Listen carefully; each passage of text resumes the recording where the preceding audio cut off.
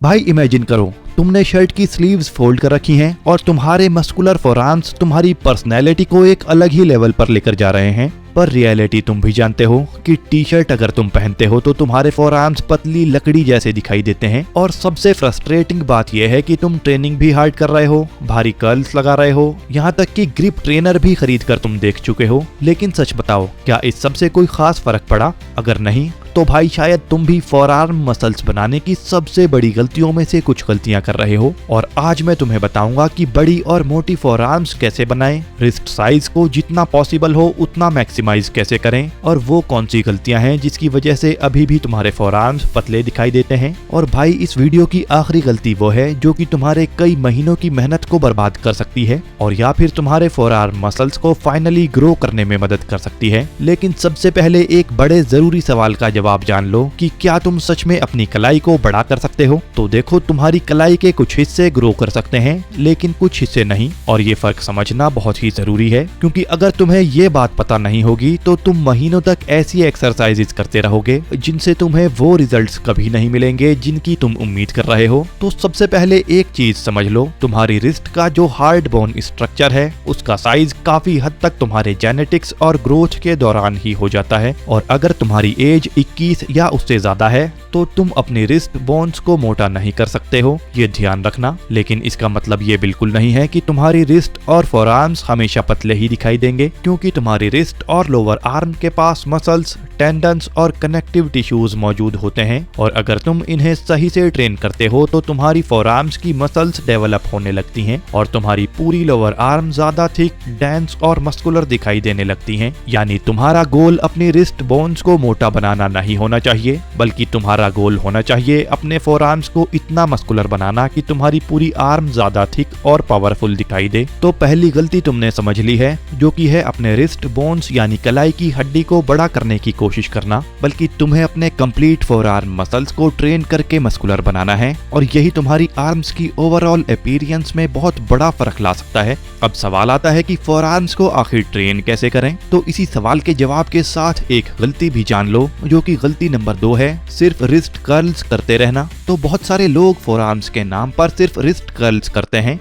Dumbbell पकड़ो, wrist को ऊपर नीचे करना शुरू कर दो और बस हो गई तुम्हारी कंप्लीट फोरआर्म्स ट्रेन। तो देखो, ये तरीका गलत है, क्योंकि तुम्हारी फोरआर्म्स सिर्फ एक मसल नहीं है, बल्कि हमारी फोरआर्म कई मसल्स से मिलकर बनी होती है और ये अलग अलग मूवमेंट्स में काम करती है। तो इसीलिए अगर तुम्हें थिक और कंप्लीट फोरआर्म्स चाहिए तो तुम्हें अलग अलग मूवमेंट से फोरआर्म्स की अलग अलग मसल्स को ट्रेन करना होगा। और इसीलिए तुम्हारी ट्रेनिंग में 4 मेजर मसल कैटेगरीज होनी चाहिए। नंबर 1, रिस्ट फ्लेक्शन यानी ट्रेडिशनल रिस्ट कर्ल्स। इसमें आपके फोरआर्म्स के फ्लेक्सर मसल्स ट्रेन होते हैं और इसमें तुम्हारी हथेली ऊपर की तरफ रहती है और तुम रिस्ट यानी कलाई को इस तरह से मोड़ते हो। वैसे देखो, ये तुम्हारा वर्कआउट प्लान नहीं है, वर्कआउट प्लान आगे बताऊंगा। यहाँ सिर्फ तुम्हें फोरआर्म मसल्स के कैटेगरीज में बता रहा हूँ, जिससे तुम्हें ये समझ आएगा कि फोरआर्म्स के किन किन मसल्स को कैसे कैसे ट्रेन किया जाता है। तो नंबर 2, रिस्ट एक्सटेंशन। अब हाथों की पोजीशन उल्टा कर दीजिए और ये मूवमेंट फोरआर्म्स के एक्सटेंसर मसल्स को टारगेट करती है। अगर तुम फोरआर्म्स को बैलेंस्ड और थिक बनाना चाहते हो तो रिस्ट एक्सटेंशन को भी इंक्लूड करना होगा। वैसे फ्रेंड्स, इन्फॉर्मेशन अच्छी लग रही है तो प्लीज वीडियो को एक लाइक और ऐसी ही फिटनेस रिलेटेड वीडियोस के लिए चैनल को सब्सक्राइब भी जरूर कर लो। Number 3, hammer curls. तो अब आती है मेरी favourite forearm muscle building exercises में से एक, यानी हैमर कर्ल।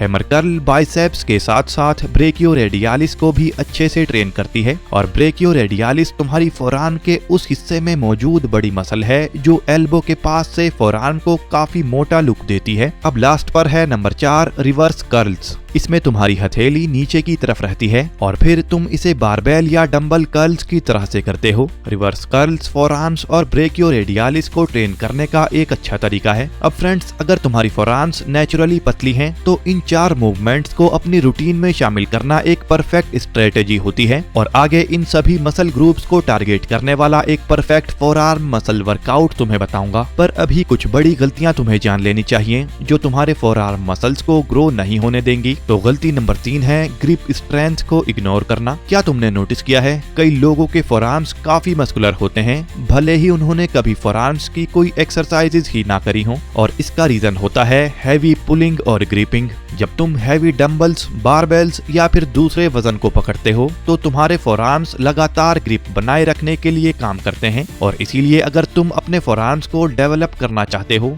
तो ग्रिप ट्रेनिंग को इग्नोर मत करना। और इसके लिए तुम्हें कोई महंगा ग्रिप ट्रेनर भी खरीदने की जरूरत नहीं है, बल्कि इसके लिए तुम्हें करना है नंबर 1 पर फार्मर कैरीज। तो 2 डंबल्स उठाइए, अपने शोल्डर्स को पीछे रखिए, पोस्चर स्ट्रेट रखिए और कंट्रोल्ड तरीके से वॉक कीजिए। और ग्रिप स्ट्रेंथ बढ़ाने का दूसरा ऑप्शन है नंबर 2 पर डेड हैंग्स। पुल अप बार पकड़ो और अपने बॉडी वेट को होल्ड करो, और जितनी देर कंट्रोल्ड तरीके से होल्ड कर सको उतनी देर होल्ड करो, और धीरे धीरे अपना होल्ड टाइम बढ़ाने की कोशिश करते रहो। और अगर आज तुम 20 सेकंड होल्ड कर पाते हो और कुछ महीनों बाद 45 सेकंड होल्ड कर पा रहे हो तो मतलब साफ है कि तुम्हारी ग्रिप स्ट्रेंथ बढ़ी है। तो फार्मर कैरीज और डेड हैंग ये दोनों एक्सरसाइजेज भी आगे तुम्हें वर्कआउट प्लान में बताऊंगा। अभी गलती नंबर 4 है फोरआर्म्स को बहुत कम बार ट्रेन करना। कुछ लोग फोरआर्म्स को महीने में 2 से 3 बार ही ट्रेन करते हैं, और वो भी बहुत कम मूवमेंट्स के साथ, और फिर सोचते हैं कि ग्रोथ क्यों नहीं हो रही। अगर तुम्हारी रिकवरी सही है तो हफ्ते में 2 से 3 बार फोरआर्म्स को ट्रेन किया जा सकता है, लेकिन इसका मतलब ये नहीं है कि तुम्हें हर दिन 30 मिनट रिस्ट कर्ल्स करनी है, क्योंकि तुम्हारे फोरआर्म्स पहले से ही बहुत सारी एक्सरसाइजेज में काम करते हैं,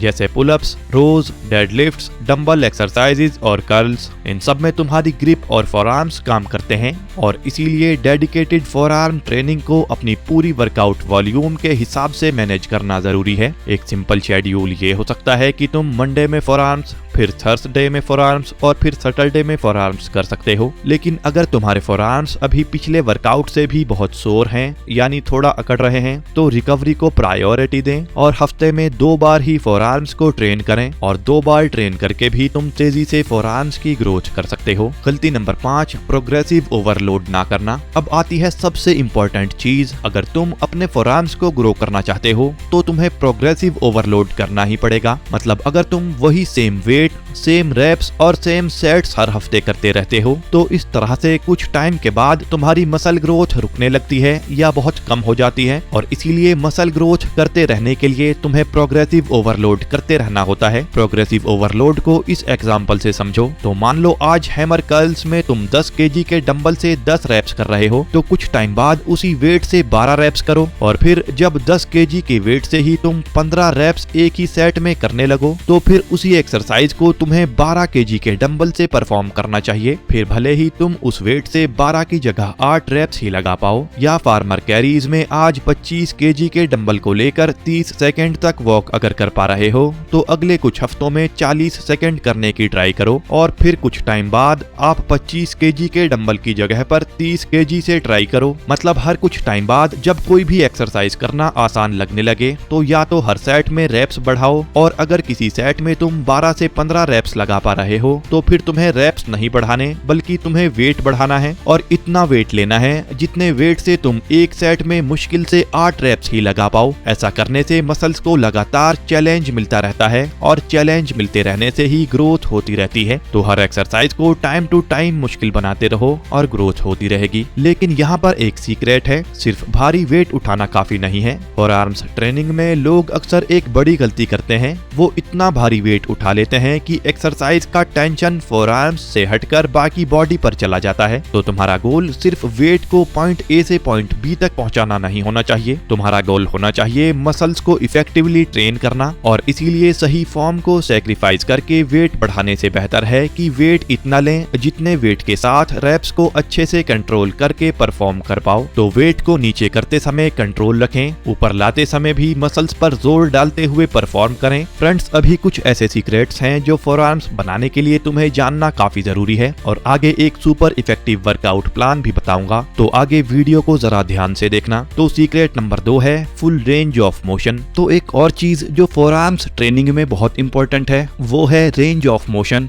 अगर तुम रिस्ट कर्ल कर रहे हो और बस थोड़ा बहुत ही कलाई को मोड़ रहे हो तो तुम एक्सरसाइज का पूरा फायदा नहीं उठा रहे। कंफर्टेबल और सेफ रेंज में जितना कलाई को मोड़ सकें उतना मोड़ कर करें, लेकिन पेन को इग्नोर मत करें, क्योंकि मसल फटीग और जॉइंट पेन में दर्द दो अलग चीजें हैं। अगर शार्प और अलग सा पेन हो रहा है तो एक्सरसाइज को वहीं रोक दें और देखें कि आपकी टेक्निक सही है या नहीं। सीक्रेट नंबर 3, फोरआर्म्स के लिए सिर्फ आइसोलेशन एक्सरसाइजेज। तो अगर तुम्हारा गोल बड़ी फोरआर्म्स हैं तो सिर्फ आइसोलेटेड फोरआर्म एक्सरसाइजेज पर डिपेंड मत रहिए, यानी सिर्फ फोरआर्म्स को ट्रेन करने वाली एक्सरसाइजेज मत करिए, बल्कि अपने पूरे हफ्ते के वर्कआउट में हैवी कंपाउंड मूवमेंट्स भी रखें, जैसे रोज, पुलअप्स, डेडलिफ्ट्स, फार्मर कैरीज और हैवी डंबल मूवमेंट्स। इन एक्सरसाइजेज में तुम्हारी ग्रिप नेचुरली चैलेंज होती है। वैसे फोरआर्म्स के लिए कंपाउंड एक्सरसाइजेज का मतलब ये नहीं है कि ये डेडिकेटेड फोरआर्म्स ट्रेनिंग को रिप्लेस कर देती हैं, तो इसीलिए फोरआर्म्स की वर्कआउट और कंपाउंड एक्सरसाइजेज ये दोनों आपके रूटीन का हिस्सा होनी चाहिए। सीक्रेट नंबर 4, न्यूट्रिशन को इग्नोर मत कीजिए। अब सबसे इम्पोर्टेंट पार्ट, अगर तुम्हारी बॉडी को मसल्स बनाने के लिए प्रॉपर न्यूट्रिशन ही नहीं मिल रहा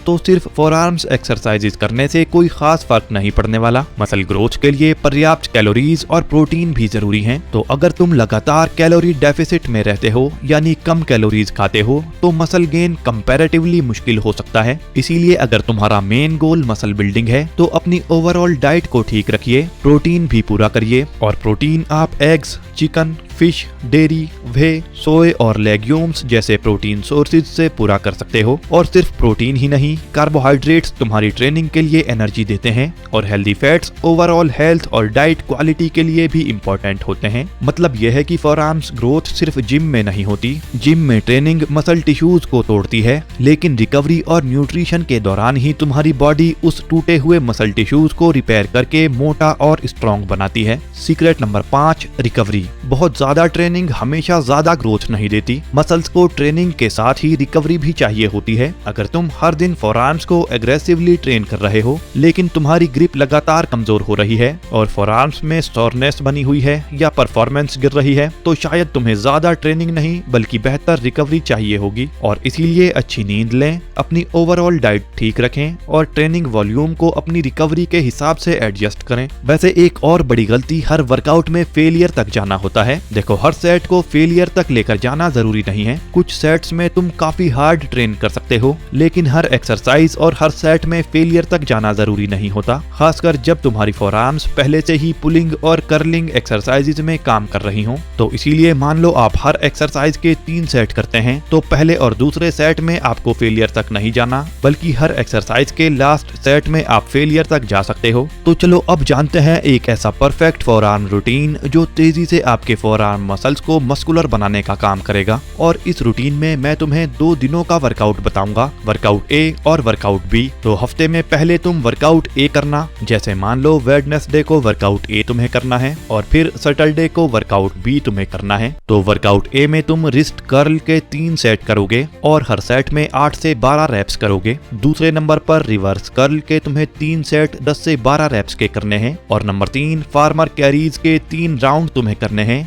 हर राउंड में 30 से 45 सेकंड तुम्हें वॉक करनी है। और नंबर 4 पर डेड हैंग के 2 से 3 सेट करने हैं और जितना देर होल्ड कर सको उतना देर होल्ड तुम्हें करना है। अब आता है वर्कआउट बी, जिसे वर्कआउट ए के 2 से 3 दिन बाद तुम्हें करना है। वर्कआउट बी में पहली एक्सरसाइज है रिस्ट एक्सटेंशन, जिसके 3 सेट 8 से 12 रेप्स के करने हैं। दूसरे नंबर पर हैमर कर्ल के 3 सेट 8 से 12 रेप्स। तीसरे नंबर पर फार्मर कैरीज के 3 राउंड और चौथे नंबर पर डेड हैंग के 2 से 3 सेट करने हैं। तो वर्कआउट ए और बी को मिलाकर हफ्ते में 2 बार आप फोरआर्म्स को अच्छे से ट्रेन कर पाओगे। अब मसल ग्रोथ करने का एक सबसे बड़ा सीक्रेट तुम्हें बताता हूँ, जो कि है पेशेंस। अब शायद ये तुम्हें बोरिंग एडवाइस लगे, लेकिन यही सबसे इम्पोर्टेंट है, क्योंकि तुम्हारे फोरआर्म्स 2 हफ्ते या 1-1.5 महीने में ड्रामेटिकली बड़े नहीं होने वाले, बल्कि तुम्हें कई महीनों तक कंसिस्टेंट रहकर लगातार रूटीन को फॉलो करना पड़ेगा। और कुछ महीनों के बाद जब तुम पुराने फोटोज और अपने आर्म्स को कंपेयर करोगे,